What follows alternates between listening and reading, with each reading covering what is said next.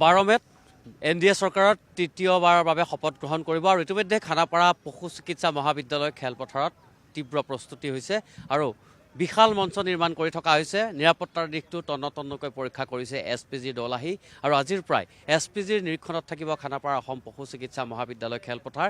কোনো কাৰণত যাতে VIP আৰু VVIPৰ সুৰক্ষা বিঘ্নিত নহয় তাৰ বাবে সতৰ্ক দৃষ্টি ৰাখিব SPGৰ দলে।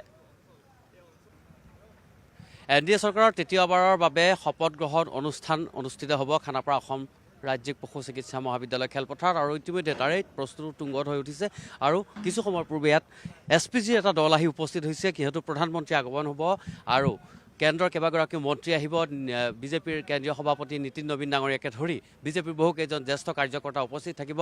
NDA শাসিত কেইবাখনো ৰাজ্যৰ মুখ্যমন্ত্ৰী আৰু উপমুখ্যমন্ত্ৰী ইয়াত উপস্থিত থাকিব। সমান্তৰালভাৱে উত্তৰ পূবৰ NDA শাসিত যিকেইখন ৰাজ্য আছে প্ৰত্যেকখন ৰাজ্যৰে মুখ্যমন্ত্ৰীসকল ইয়াত উপস্থিত থাকিব।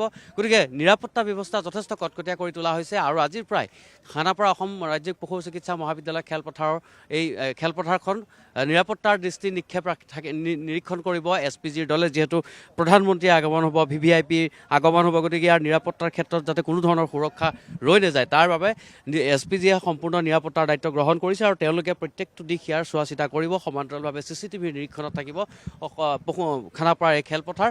লগতে আজিৰে পৰা এই যি প্ৰেক্ষাগৃহ আছে বৃহৎ এটা প্ৰেক্ষাগৃহ নিৰ্মাণ কৰি থকা হৈছে। প্ৰায় সম্পূৰ্ণ হোৱাৰ পথত প্ৰেক্ষাগৃহটো আজি সন্ধিয়াৰ বিয়লি ভাগলৈ হয়তো প্ৰেক্ষাগৃহ সম্পূৰ্ণ হৈ উঠিব আৰু লগে লগে দক্ষিণ দিশে প্ৰেক্ষাগৃহ এইবাৰ বাস্তুশাস্ত্ৰ মতে এইবাৰ প্ৰেক্ষাগৃহটো নিৰ্মাণ কৰা হৈছে। সমান্তৰালভাৱে উত্তৰমুৱাকৈ ইয়াৰ সন্মুখভাগ উত্তৰমুৱাকৈ থাকিব। একেদৰে ইয়াৰ কাষতেই দক্ষিণ দিশত আৰু এটা সৰুকৈ প্ৰেক্ষাগৃহ নিৰ্মাণ কৰি থকা হৈছে। তাত হয়তো যিসকল ইয়ালৈ আহিব খোৱা বোৱাৰ ব্যৱস্থা কৰাৰ সম্ভাৱনা আছে তাত সেইটো প্ৰেক্ষাগৃহত।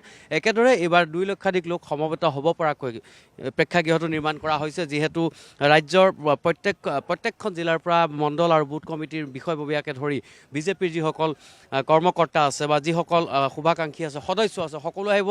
সাধাৰণ ৰাইজো যিহেতু আহিব আৰু প্ৰধানমন্ত্ৰীৰ আগমনৰ লগে লগে ইয়াত যথেষ্ট সংখ্যক লোকৰ সমাগম হ'ব। ইয়াৰ পূৰ্বে যেতিয়া চৰকাৰে শপত গ্ৰহণ কৰিছিল তাতো প্ৰায় কেইবা লক্ষাধিক লোকৰ সমাগম হৈছিল, কিন্তু এইবাৰ আশা কৰা হৈছে প্ৰায় 2 লাখতকৈ অধিক লোক ইয়াত সমবেত হ'ব। গতিকে তাৰ উদ্দেশ্যে যিটো প্ৰেক্ষাগৃহ নিৰ্মাণ কৰা হৈছে অতি বিশাল আৰু প্ৰকাণ্ড এটা প্ৰেক্ষাগৃহ নিৰ্মাণ কৰা হৈছে আৰু প্ৰেক্ষাগৃহৰ ভিতৰত কেইবাটাও কোঠা থাকিব। পিছফালে মূল যি ষ্টেজ থাকিব বা যি মঞ্চ থাকিব মঞ্চৰ ভিতৰৰ ফালে কেইবাটাও কোঠা থাকিব। তাত স্বাস্থ্য কেন্দ্ৰ থাকিব, প্ৰধানমন্ত্ৰী জিৰণি ল'বৰ কাৰণে এটা বিশেষ জিৰণি কক্ষ থাকিব, সমান্তৰালভাৱে ডাইনিং ৰুম থাকিব আৰু প্ৰস্ৰাৱগাৰৰ ব্যৱস্থা আছে মঞ্চৰ পিছফালে। আৰু এইবাৰ প্ৰধানমন্ত্ৰীৰ যিখন বাহন আহিব দক্ষিণ দিশে থকা যিখন গেট আছে সেই গেটখনেদি প্ৰধানমন্ত্ৰীয়ে প্ৰৱেশ কৰিব। অৰ্থাৎ কইনাধৰা চাৰিআলিৰ পৰা চিধাই আহি খানাপাৰা দিশেৰে গৈ উৰণ সেতু নাপাওঁতেই দক্ষিণ দিশে এখন গেট আছে খানাপাৰাৰ এই খেলপথাৰত প্ৰৱেশ কৰা। সেই গেটখন মঞ্চৰ পিছফালে পৰিছে। গতিকে মঞ্চৰ পিছফালেদি প্ৰধানমন্ত্ৰীৰ বাহনে কনভয়ে প্ৰৱেশ কৰিব আৰু মঞ্চৰ ভিতৰলৈকে প্ৰায় 30 ফুট দৈৰ্ঘ্যৰ এটা পথ নিৰ্মাণ কৰি থকা হৈছে। সেই পথটোৰে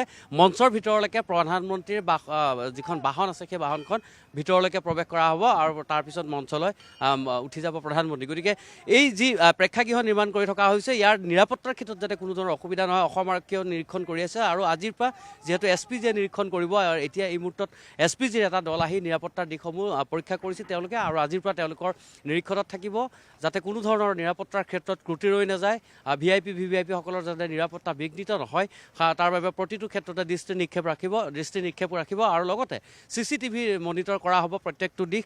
খেলপথাৰলৈ অহা যোৱা কৰা প্ৰত্যেকটো দিশ তেওঁলোকে চোৱা চিতা কৰিব আৰু যান বাহন প্ৰৱেশৰ ক্ষেত্ৰত হয়তো অতি শীঘ্ৰে কিছু নিৰ্দেশনা দিব, কাৰণ যান বাহনৰ প্ৰৱেশৰ ক্ষেত্ৰতো কিছু সমস্যা আছে। গতিকে কোন দিশে যান বাহন প্ৰৱেশ কৰিব বা ক'ত ৰখা হ'ব, কোনখন গেটেৰে সাধাৰণ লোকসকল আহিব, বিজেপি কাৰ্যকৰ্তাসকল আহিব বা যিসকল লোকে এই অনুষ্ঠান চাব বিচাৰে তেওঁলোক আহিব, সেই সম্পৰ্কে অতি শীঘ্ৰে নিৰ্দেশনা পালন কৰিব। কিন্তু এই মুহূৰ্তত যদি আমি কওঁ যে খানাপাৰাৰ এই পশু চিকিৎসা মহাবিদ্যালয় খেলপথাৰ যুদ্ধকালীন এক প্ৰস্তুতি দেখিবলৈ পোৱা গৈছে। কিন্তু কিছু সময়ৰ পূৰ্বে ইয়াত হেমাংগ ঠাকুৰীয়া আহি উপস্থিত হৈছিল। তাৰ পূৰ্বে মন্ত্ৰী প্ৰশান্ত ফুকন ডাঙৰীয়া আহি পেলাই ইয়াৰ পৰিস্থিতি পৰ্যবেক্ষণ কৰি গৈছিল বা কিমান দূৰ আগবাঢ়িছে তাৰ বিষয়ে বুজ লৈ গৈছিল। আৰু আজি সন্ধিয়াৰ ভাগলৈ কেইবাগৰাকীও বিজেপিৰ কেন্দ্ৰীয় নেতৃত্ব অহাৰ কথা আছে আৰু যিহেতু দিলীপ শইকীয়া ডাঙৰীয়া অহাৰ সম্ভাৱনা আছে, প্ৰশাসনৰ লোকসকল ইতিমধ্যে আছে। গতিকে আজিৰে পৰা দ্ৰুতগতিত যুদ্ধকালীন প্ৰস্তুতিৰে এই প্ৰেক্ষাগৃহ বনোৱাৰ কাম চলি আছে আৰু 12 তাৰিখে যিহেতু শপত গ্ৰহণৰ অনুষ্ঠান আছে গতিকে তাৰ পূৰ্বে সকলো সাজু হৈ উঠিব লাগিব।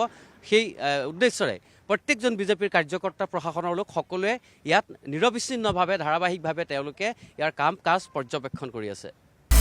আপুনি বিচৰা বাতৰি পাব কেৱল নিউজ 18 এপত। নিউজ 18 এপ ডাউনলোড কৰিবলৈ স্কেন কৰক এই QR কোড। গুগল প্লে ষ্টৰতো পাব এই নিউজ 18 এপ।